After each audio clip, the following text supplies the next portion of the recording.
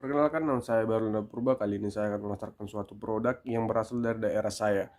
Daerah saya yang berketempatan berada di tepi Danau Toba dan di perbukitan membuat banyak masyarakat di desa saya mata pancarannya menjadi nelayan atau bekerja di sebuah perusahaan yang bergerak di ternak ikan.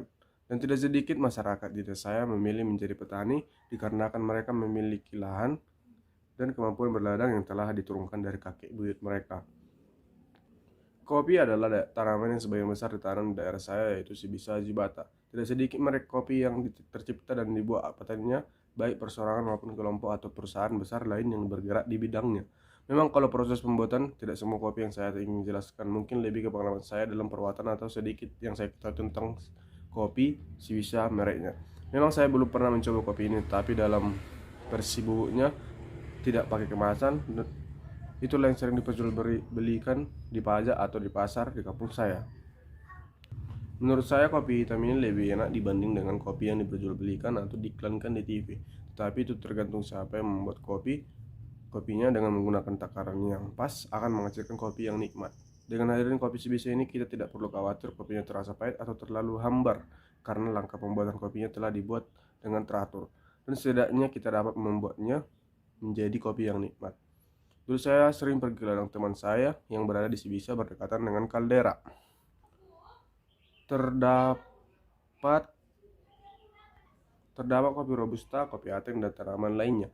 Kopi dapat dipetik satu persatu dari pohon ke pohon. Ini sangat memakan waktu yang sangat lama, baik yang sudah sering dalam melakukannya. Dulu saya pernah melakukannya dan ikut memetik ranting yang ikut dengan kopinya. Jadi memetik kopi juga memerlukan teknik yang baik dan benar. Setelah kopi sudah terkumpul, langsung saja kita menggilingnya ke mesin khusus penggilingan kopi yang ada. Kalau ada mesinnya yang bagus, kita bisa cepat menyelesaikannya dengan cepat. Setelah digiling, kita saring kopinya agar terpisah dengan kulitnya secara merata. Setelah selesai, kita jemur dengan tunggu sampai kering. Kalau petani di kampus saya cukup melakukan itu dan menjual kopi itu untuk diolah lagi, lalu dijualnya untuk perusahaan atau toko yang bergerak di bidangnya.